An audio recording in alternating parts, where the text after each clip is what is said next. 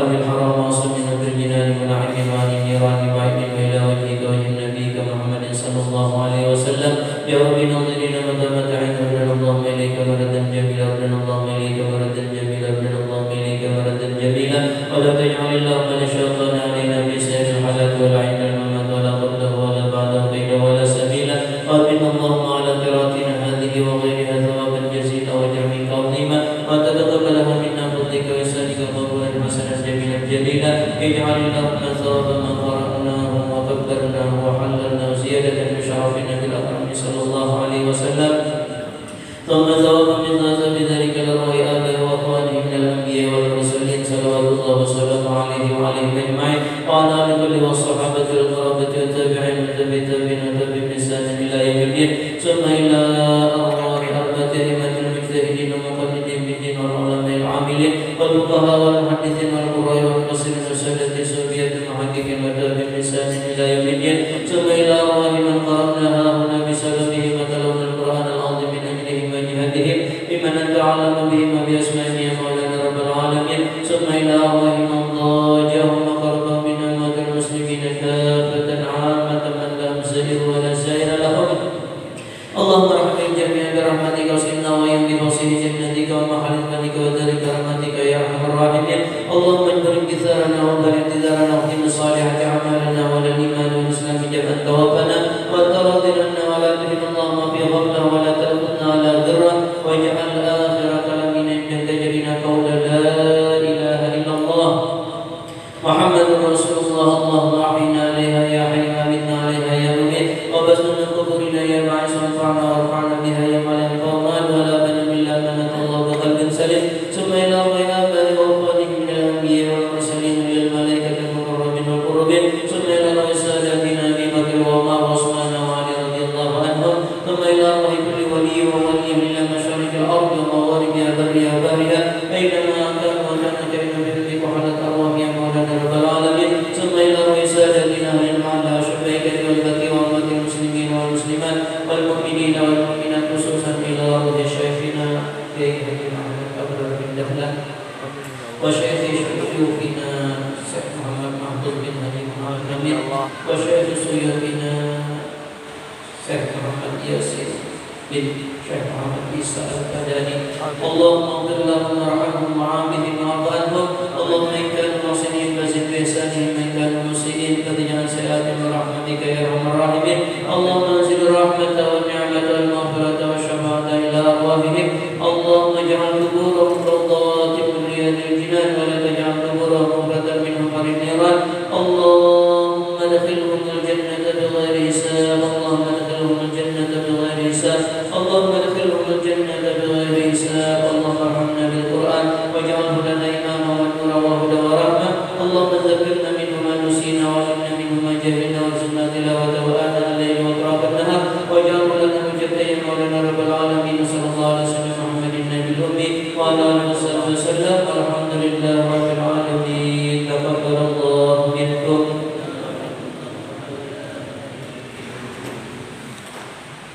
Assalamualaikum warahmatullahi wabarakatuh. Alhamdulillah nahmaduhu wa nasta'inuhu wa nastaghfiruh wa na'udzu billahi min shururi anfusina wa min sayyiati a'malina may yahdihillahu fala mudilla lahu wa may yudlil fala hadiya lahu asyhadu an la ilaha illallah wahdahu la syarika lahu wa asyhadu anna sayyidina Muhammadan abduhu wa rasuluhu la nabiyya ba'dahu.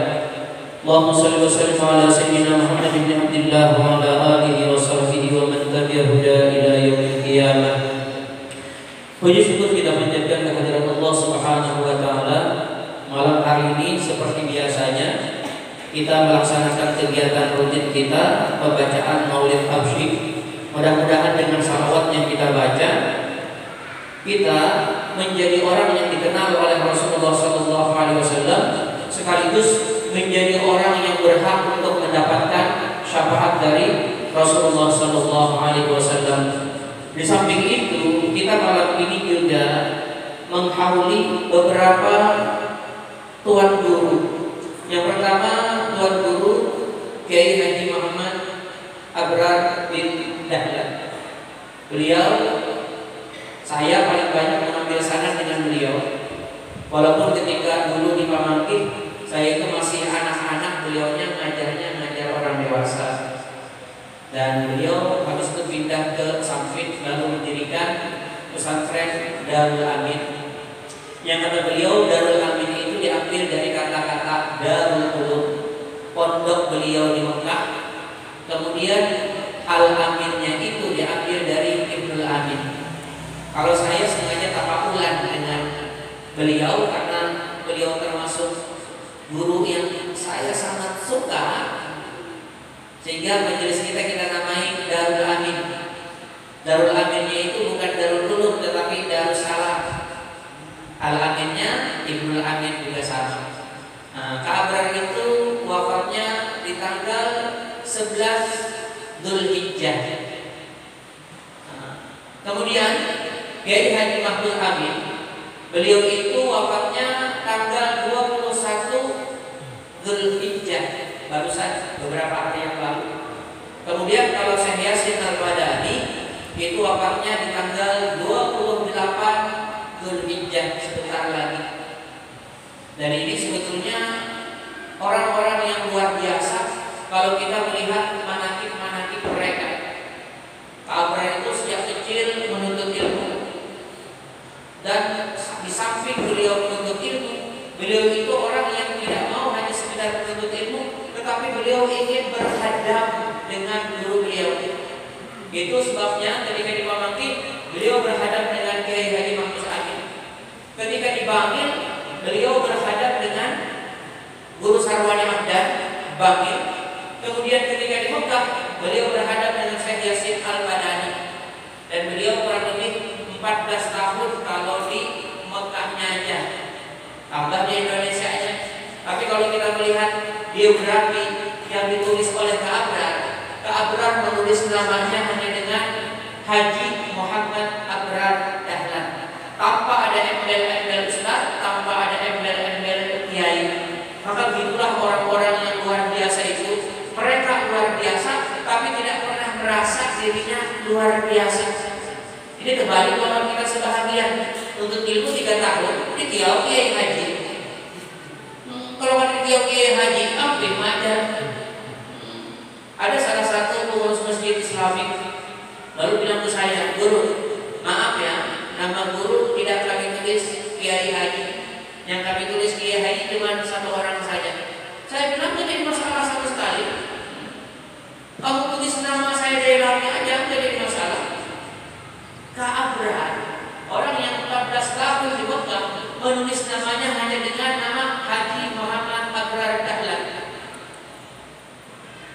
Jadi kalau kita ada dipanggil ustaz, itu kayaknya tidak hormat. Tapi kalau orang lain panggil ustaz, tak apa-apa. Maka kalau saya, ini bukan soal jelas ya, juga bukan soal tawaduk. Kalau orang bertanya, "Guru siapa nama?" Saya bilang Dailami. Ditanya apa guru? Karena pakai tekal. Nanti kalau dipanggil ceramah, dia terserah aja. Kalau dipanggil kepada Dailami silahkan maju. Tapi jangan dibapang seperti itu. Ada ya kadang-kadang pada ustaz katanya, nempel-nempel sedikit. Nah, itu Abrar. Nah, Kiai Haji Mahmud Amin, wah ini juga luar biasa karena memang turunan dari orang-orang saleh. Beliau anak dari Muhammad Amin, kemudian anak Haji Muhammad Ramli, kemudian kakek beliau Muhammad Amin. Dan itu tuan guru semua. Jadi kalau anak tuan guru lalu jadi tuan guru, ya wajar ya kalau seharusnya. Tapi nggak pasti juga kalau nggak belajar sungguh-sungguh ya enggak. Nah, beliau ini orang yang belajar sungguh-sungguh, baik di Indonesia juga ke Mekah sana sungguh-sungguh. Tapi ketika pulang ke Indonesia, ketika beliau silaturahmi ke Jawa sana, kalau di manaqib yang ditulis oleh Pak Abrar, ketika beliau berziarah ke ada tuan guru di Jawa sana, namanya yang pertama Kiai Haji Abdul Wahab, kemudian yang kedua Kiai Haji Abdul Hamid. Nah, ketika masuk ke rumah Kiai Haji Abdul Hamid, Kiai Haji Mahmud Amin ini dipanggil oleh tuan rumah. Katanya, "Kiai, silahkan masuk." Kiai Haji Mahmud Amin ketika itu bilang, "Saya bukan kiai, Saya bukan kiai. Padahal orang alim ya, merasa bukan kiai. Lalu kata Kiai Haji Abdul Hamid, enggak, kamu pasti jadi kiai besar. Jadi biarkan orang memuliakan, tapi jangan pernah kita merasa diri kita mulia. Itu yang pertama yang bisa kita ambil. Gak ada orang yang gak hormat dengan keabsahan itu. Gak ada juga orang yang gak hormat dengan Kiai Haji Mahmud Amin misalnya itu. Kalau kita lihat guru sungguh itu, kalau keabsahan datang bersambut guru sungguh ya. Kalau Kiai Haji Mahmud Amin itu guru sungguh berkali-kali itu berkunjung. Bahkan ketika saya biasa Al-Padani datang ke Indonesia, itu ditanya orang-orang Martapura dengan orang-orang Pamangkin, karena saya Al-Padani ini guru mereka. Walaupun kalau ditanya dari segi umur, Syekh Hasan Al-Badani itu lebih muda 3 tahun dibandingkan Kiai Haji Mahmud Amin. Karena Kiai Haji Mahmud Amin itu dilahirkannya tahun 1332, sedangkan Syekh Hasan Al-Badani itu dilahirkan tahun 1335. Berarti 3 tahun ya tuaan Kiai Haji Mahmud Amin ketimbang Syekh Hasan Al-Badani. Wafatnya pun kalau dari segi panjang-panjangan umur lebih panjangan Kiai Haji Mahmud Amin. Kiai Haji Mahmud Amin itu 83 tahun umurnya, sedangkan Syekh Hasan Al-Badani itu 75 tahun. Jadi lebih duluan. Wafatnya tahun 1410. Yang Kiai Haji Mahmud Amin Syekh Hasan Al-Badani 1410, sedangkan kalau Kiai Haji Mahmud Amin 1415. Jadi lahir duluan berapa tahun tuh? 3 tahun ya, kurang lebih. Meninggal belakangan 5 tahun. Itu ketika Syekh Hasan Al-Badani datang, tuan-tuan guru dari Pamangkin, tuan-tuan guru juga dari Martapura itu, mereka bilang mau dibawa kemana Syekh Hasan ini duluan. Karena nggak berani dong dengan guru, masa guru diatur-atur. Jadi mereka sepakat untuk menanyakan kepada Syekh Hasan Al-Badani mau kemana duluan. Dua-duanya pasti dikunjungi, tapi kemana duluannya itu. Jadi ketika turun di bandara Samsudin Nur, ditanyalah kepada Syekh Hasan. Syekh Hasan itu orang Indonesia, kata Kak Abrar, bisa berbahasa Indonesia, tapi nggak mau mengucapkan bahasa Indonesia. Itu bukan nggak nasionalisme gitu. Nggak apa-apa lah. Orang suka bahasa Arab ya nggak apa-apa. Karena itu bahasa Quran, itu bahasa hadis. Jadi ditanya kepada Syekh Hasan Al-Badani, bila aina tulis, bila Martapura atau bila Pamangkin. Mungkin seperti itulah kurang lebihnya. Ini saya diceritakan oleh salah satu guru saya, Kiai Haji Mahmud Yunus, yang sekarang jadi pendidik di Pondok Pesantren Sadrul Salam Balikpapan. Lalu kata Syekh Hasan Al-Badani ketika itu, ila Pamangkin walau bila syai, Pamangkin duluan walaupun gak dikasih teh. Kalau bahasa kitanya gak tahu itu apa, kenapa Pamangkin di nomor 1 kepada Syekh Hasan Al-Badani. Jadi kita yang menuntut ilmu di Pamangkin itu berpikir bahwasanya kita benar-benar dapat nikmat, karena pas kita pintar atau tidak pintar di Pamangkin itu. Karena Pamangkin tidak pintar itu kan dari Tuhan ya. Pintar itu dari Tuhan. Pamangkin tidak mengharuskan orang harus pintar, tetapi Pamangkin hanya menuntut orang itu harus taat. Maka tulisan besar di Pamangkin itu di kantor, nggak juga terlalu besar adalah itu ringkas tapi padat. Kalimatnya siapa taat keberkah, itu saja. Kalau kamu taat, pintarkah, ada aja berkahnya. Karena pintar itu nggak mesti jadi orang yang soleh, itu nggak mesti. Ada aja orang-orang pintar itu lalu jadi orang nakal. Tapi kalau orang dapat keberkahan para ulama, gurunya senang karena kita taat, itu keberkahan itu pasti datang. Itu yang jadi kita di Pamangkin itu kalau dahulu itu nggak ada pagar. Pagar itu kalau kita mau keluar, tapi kita nggak berani keluar. Ini pagar membuka aja terus, nggak seperti muhajirin sekarang. Kalau muhajirin sekarang pagarnya tinggi, tertutup, kita nggak bisa masuk, anak nggak bisa keluar. Tapi benar ada yang keluar karena kita nggak tahu tuh bagaimana caranya. Kalau kita dulu itu nggak berpagar, pagarnya pendek aja, tapi buka terus gerbangnya nggak ada pintunya. 2 biji gerbang itu nggak ada pintunya. Tapi kita nggak berani keluar. Kalau nggak minta izin, nggak keluar. Minimal kita minta izin itu, kata guru kami, minta izin kepada guru. Karena kadang-kadang di Pamangkin itu ada yang memberi izin, tapi agak tidak terlalu mau memberi izin. Saya nggak mau ikut, nggak bagus. Pokoknya kalau minta izin itu seolah-olah hampir nggak izin terus. Guru mau pulang nih, kenapa mau pulang? Itu ada yang mau kawin, misalnya gitu ya. Memang kalau kamu nggak pulang, ada yang nggak jadi kawin nggak katanya. Itu ada guru seperti itu.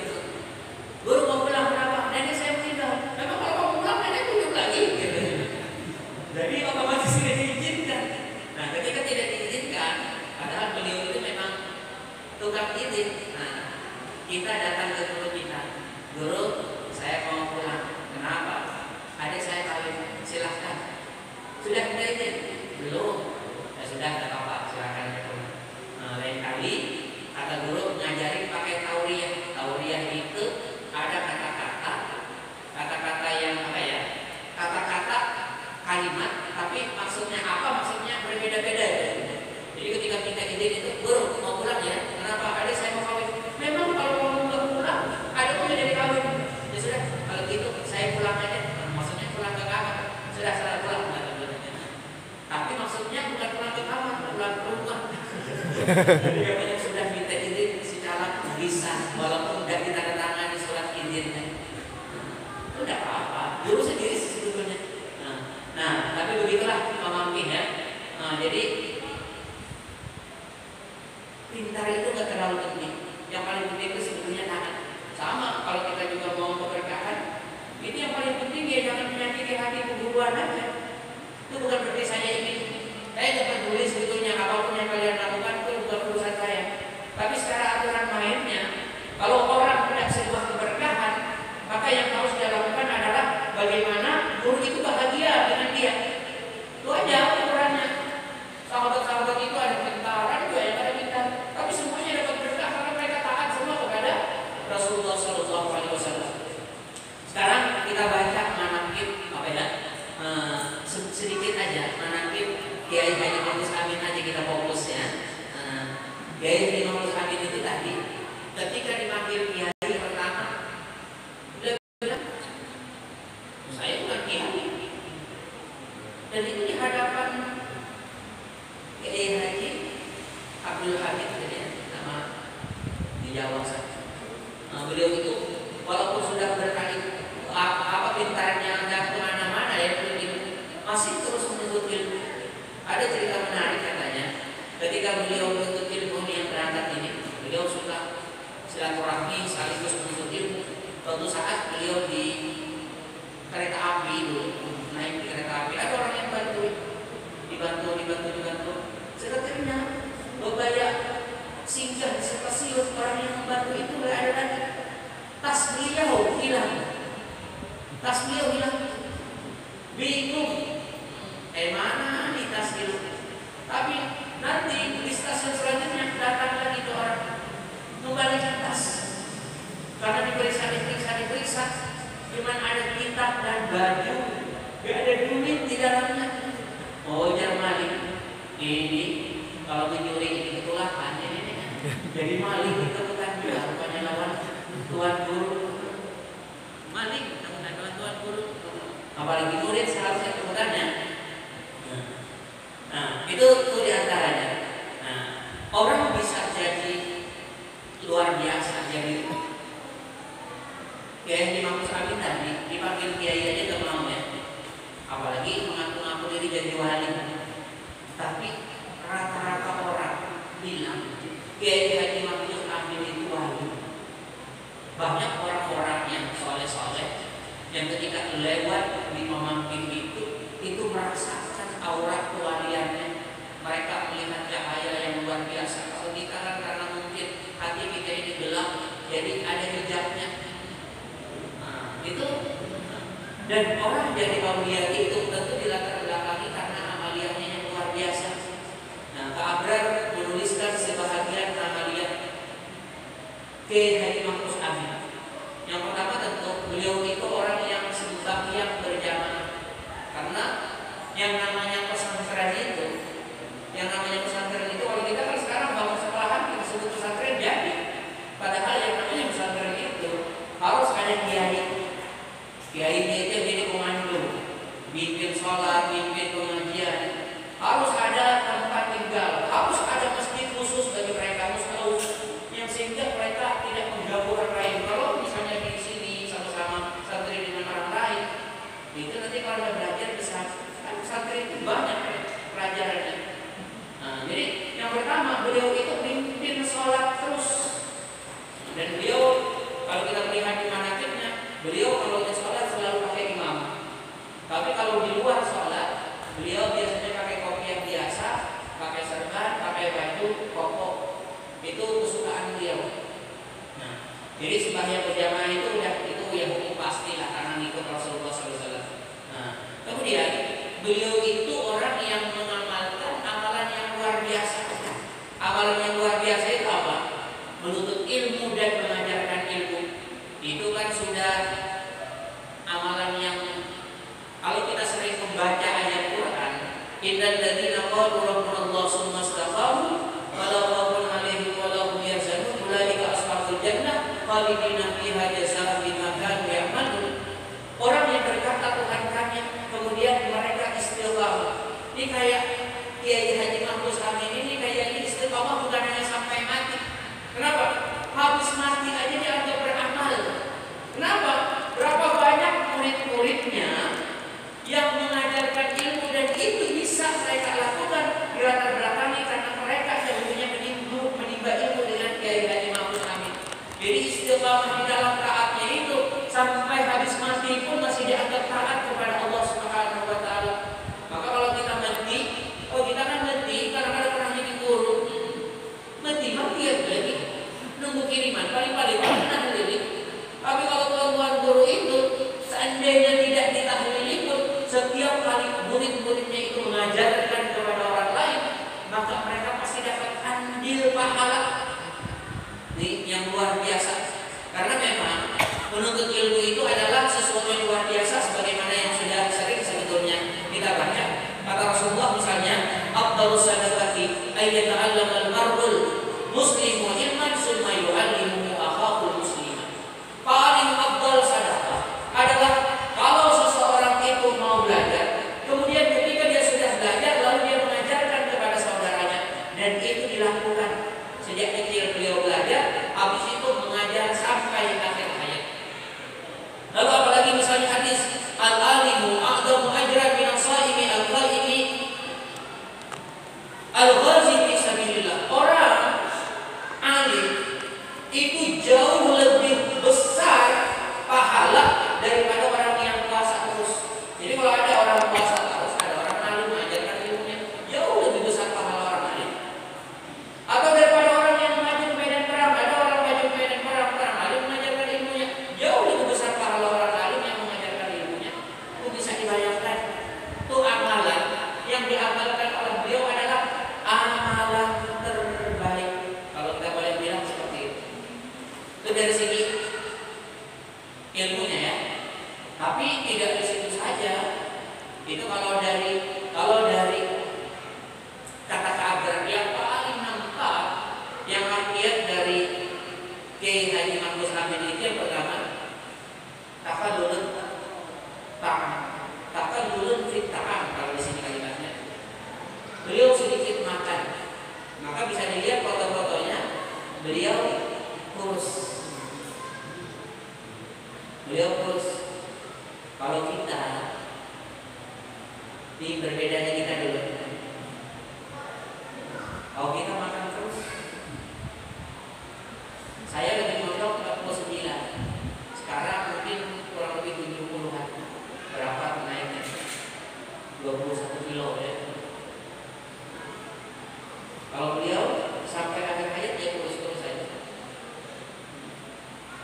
Bukan nggak ada makanan, tapi memang berusaha menahan nggak makan. Kalau kita kan sikat terus, hanya aja jadi kiai sedikit, mudah. Ayo bakal ambil mana sih di sini? Tuh ayo bos, sikat. Itu menunjukkan walaupun ada tetap yang tadi malam saya bilang itu namanya usul. Ada yang dimakan, tapi tetap sedikit yang dimakan. Kalau kita sikat terus, kadang-kadang bungkus awal bungkus, ya saya buruk. Buruk kali kita bungkus, saya orang kali membungkus kan? Gak boleh. Guru itu kalau mengucapkan sesuatu itu kayaknya sudah memaksa. Gak ada orang bilang, wah jangan guru hanya kan kami di rumah, kan mungkin. Jadi guru itu kalau boleh terucap di mulutnya itu minta. Karena kalau terucap itu antara orang ikhlas dengan tidak ikhlas karena mau diketahui. Rasanya mustahil orang menolak permintaan gurunya, benar tidak? Dan kalau orang rata-rata terpaksa itu namanya ghasab di dalam fikih. Jadi guru nggak boleh kalau dia melihat jam tangan muridnya bagus, cobain jam tangan itu bagus kata Pak, pas sekalinya, agar aja lah. Dia mulai langsung, ya guru. Ya amanah 3 hari yang mengantar. Lunas di dulu. Yang pertama, beliau orang yang makannya sedikit. Kemudian, takal belum kalam, beliau orang yang sedikit bicara. Jadi kalau ada pengajian, ada kisah-kisahan. Kalau kita kadang-kadang kisah panjang banget, panjang pada pengajiannya, pengajian setengah jam, kisahnya 2 jam setengah. Lalu ngibul kemana-mana. Beliau kalau sudah pengajian selesai.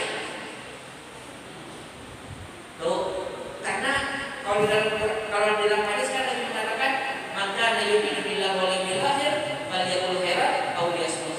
Kalau kamu benar-benar beriman kepada Allah dan hari kiamat, maka yang harus kamu lakukan katakan yang baik, mengajar perkataan yang baik.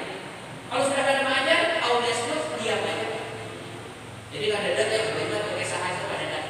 Kalau kita kan mau beriman pakai sahas. Nah, kemudian apa lagi? Takallul dunia itu yang dilihat kata Abraham. Beliau itu orang yang sedikit sekali tidur. Dahulu tidak seperti ini, masih lampu-lampu biasa. Itu rata-rata kata Kabra, Kiai Haji Mahmud Amin itu tidurnya jam 9, jam 10. Dan pasti bangun jam 1. Jadi berapa? 4 jam atau 3 jam. Kalau kita 4 jam atau 3 jam tidur, itu karena waktu bangun ngalu kepala, terus tumak kuring. Kamu kadang 6 jam itu orang cukup 3 jam atau 4 jam. Dan itu rutin. Dan siangnya waktu kailulah jam 11 sampai setengah 12, setengah jam aja. Namun kita kailulahnya mulai jam 9. Kailulah apa itu? Soalnya mulai kailulah malam kadang-kadang hajat juga. Nih, karena memang beliau kontrol subuh-subuh itu. Kalau lagi di zaman kami ya, zaman kami itu abad pengasuhan sekarang itu masih sehat, tidak seperti setua sekarang. Beliau itu kontrol, asrama itu kontrol, subuh-subuh itu setengah jam sebelum azannya itu ini udah dengan pakaian rapi, pakaian siap sembahyang subuh. Berarti beliau sudah sembahyang malam sebelumnya. Tapi lalu kontrol satu, beliau kan pakai tongkat. Kalau pakai tongkat naik tangga itu langsung bangun semua tuh anak-anak. Kenapa? Pasti abang. Jadi karena itu kebiasaan abang, yang lain-lain gitu, yang lain abang masuk. Bangunan, padahal lain abang masuk, yang lain bangunan. Ada kawan yang macam, sampai ini masuk, saya bangun jadi ini. Tapi esok itu pulang di kamar mana jadi ini. Aku boleh menyebut darah dapurnya kan ada bagus. Jadi beberapa, nah ini sebut-sebut dalam kampung terus kawan yang dapur gitu. Jadi biasanya kalau dengar bunyi tongkatnya itu langsung bangun kontrol. Ini ngaku kiai murid sembahyang subuh jam 8. Kenapa ya? Kalau sibuk ceramah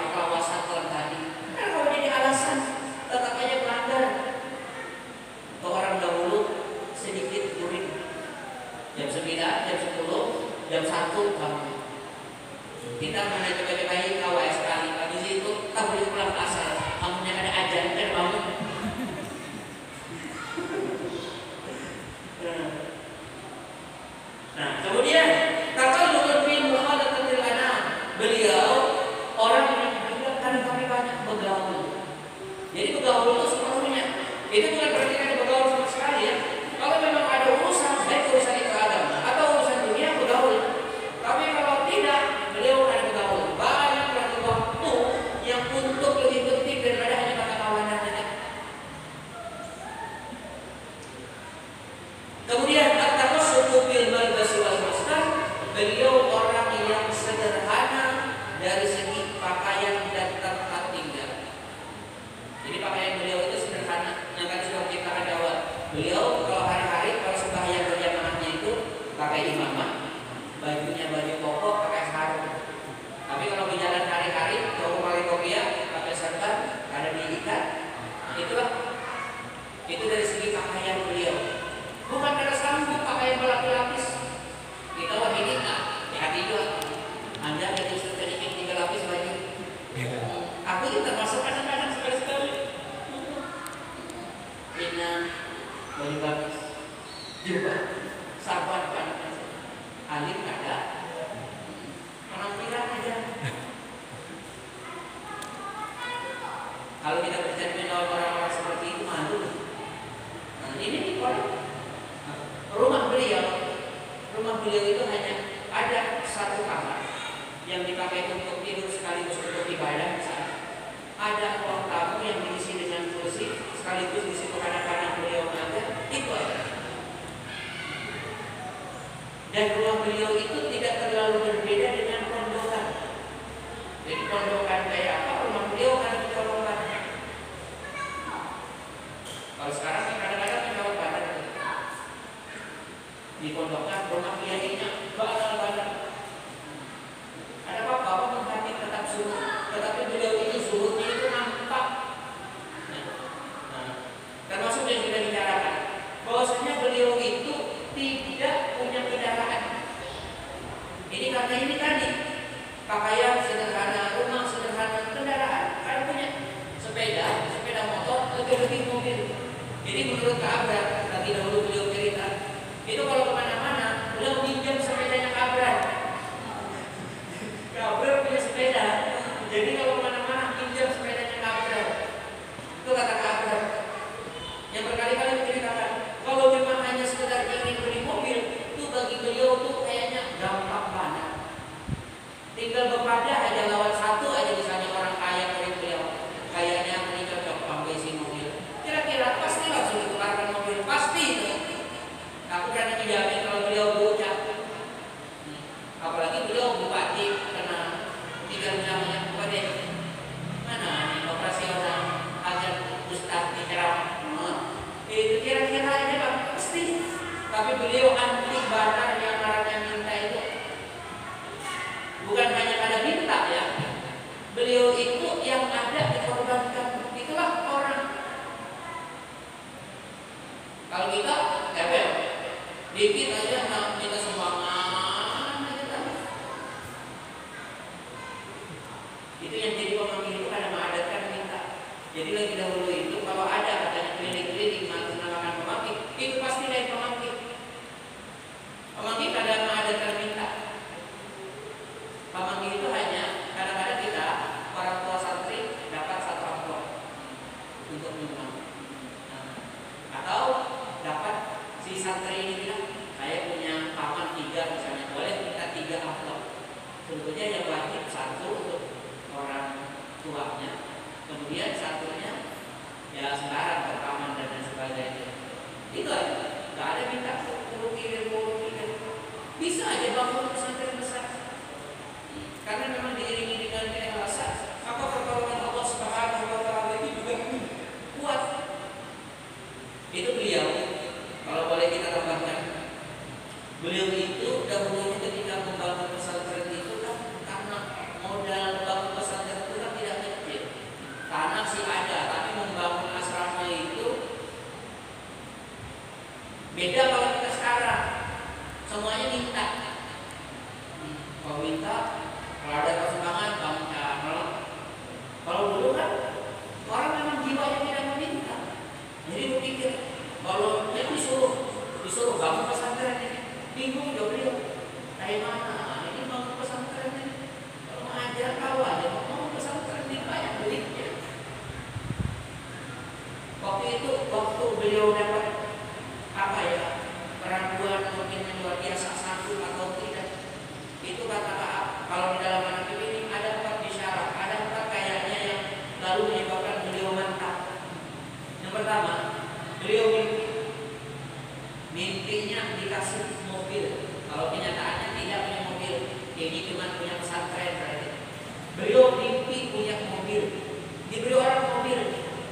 Lalu beliau bilang, saya nggak bisa nyopir, dosa. Jadi dalam mimpi aja sobat terusak di balik. Dalam mimpi tidak ada hendak di balik. Kalau kita dalam mimpi minta, kenyataan minta. Tidak, tapi orang itu memaksa harus ambil. Coba lihat, cobain dalam mimpi, cobain mobil. Siapa yang berjalan mulus, mobil di dalam mulus. Bagaimana melihat ke belakang, banyak mobil-mobil lain yang mengikuti mobil beliau. Apa tuh kira-kira isyaratnya itu? Beliau sudah merasa tidak mampu punya pesantren karena ada punya tenang aja, ada yang masuk nanti. Baru beliau jalankan itu pesantren, ternyata mulus aja jalan. Bukan hanya mulus, ternyata di belakang beliau banyak mobil yang mengikuti. Artinya dari pesantren beliau akan banyak muncul pesantren-pesantren lain. Bisa dibayangkan, benar nggak kira-kira kejadian itu? Kejadian kan? Berapa banyak anak dari Ibnul Amin pesantren-pesantren, baik besar ataupun kecil, berapa banyak? Itu yang pertama. Itu yang menyebabkan beliau mantap mulai. Kemudian beliau menyebut juga melihat sungai besar. Kalau sungai besar kan susah untuk menyeberang. Bisa menyeberang. Kata beliau ada sambung sih kayaknya. Bagus sudah coba ya. Kalau yang ini menyeberang mulus-mulus saja. Itu artinya sesuatu yang dipikir luar biasa kayak yang ada mampu mendirikan pesantren. Gampang aja. Yaitu yang dari segi mimpinya. Nah, dari segi lahiriahnya, beliau itu kan ketika bangun pesantren, sekali lagi beliau itu anti minta. Ya. Jadi ketika bangun pesantren itu ke pasar, ketemu dengan orang yang tidak dikenal. Ditanya oleh orang yang tidak dikenal itu, mana pembangunan pesantren? Ya, begitulah. Berjalan. Ringkas cerita, ngobrol-ngobrol, orang itu lalu memasukkan uang ke saku. Dia dimaksud ada. Lalu pergi, padahal waktu itu pasarnya kecil. Tapi kan awal lagi dia dimaksud angin mencari orang itu mana? Ini kayaknya malaikat banget. Jadi ringkas kesan, boleh bapak yang dilihat duit yang tadi. Kalau mengolah 4 asrama, ya kira-kira berapa duitnya? Kira-kira kalau mengolah 4 asrama, berapa duitnya kira-kira? Itu orang yang kalian dikenal. Itu kayaknya dari Tuhan asli, malaikat itu.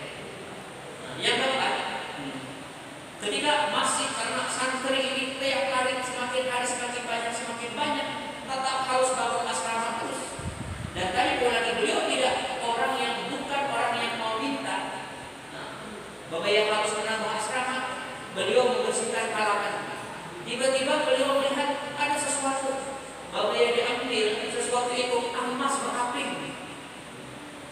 Dan itu ketika dijual awal mula 7 asrama. Nah ya, ini yang bujur-bujur pertolongan Tuhan ya. Dan kalau kita bujur-bujur minta tolong-tolong orang, kalau ini orang-orang yang bujur-bujur beriman, beliau anti minta kepada orang kaya di latar belakang ini karena ada hadisnya man tawadda'a li-ghaniyin biginahu faqad dhahaba sulusaha bihi. Aku kalau merendahkan diri kepada orang kaya, minta itu merendahkan diri atau tidak? Minta merendahkan diri atau tidak? Kalau guru minta lawan murid, artinya siapa yang terhebat? Guru yang minta, murid yang beri, terhebat mana? Murid. Berarti guru merendahkan diri ya? Itu man tawadda'a li-ghaniyin, siapa orang yang merendahkan diri kepada orang kaya, faqad dhahaba sulusaha bihi, maka hilang 2/3 dari agama. Sisa 33% aja dari agama, 66-nya hilang. Kenapa? Katanya ujung-ujungnya itu sama orang yang begini. Guru sini, oh iya. Guru kita terlalu dia tahu. Karena uang ada, ini modal banyak ini. Nah, beliau tidak mau menggantungkan kepada makhluk, tapi hanya mau menggantungkan kepada Allah Subhanahu wa Ta'ala. Kalau Allah menggerakkan orang yang menyebab, silakan. Tapi minta lawan orang, itu tidak akan pernah terjadi. Nah, ini yang kayaknya perlu ditiru. Cuman kalau iman kada kuat, tawakal kada kuat, jangan harap. Ujung-ujungnya ini rencana hendak membangun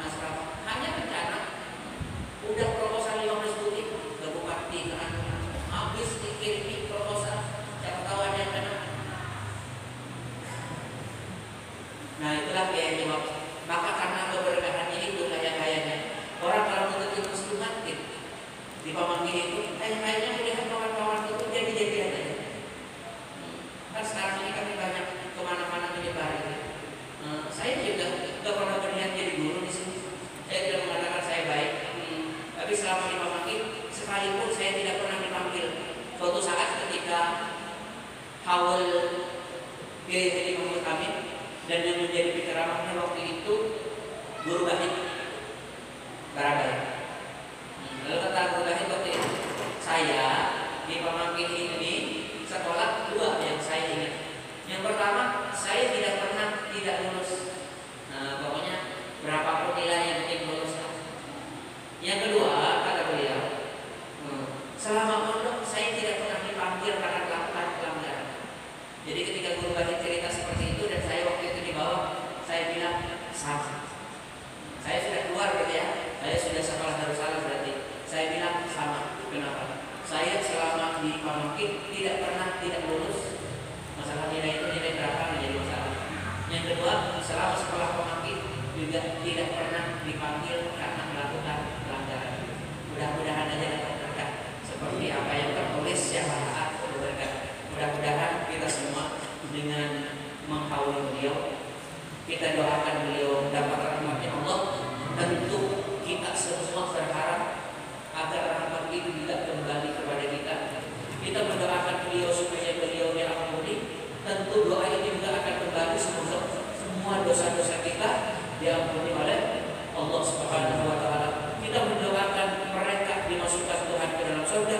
Mudah-mudahan kita semua juga dimasukkan oleh Allah Subhanahu wa taala ke dalam surga. Assalamualaikum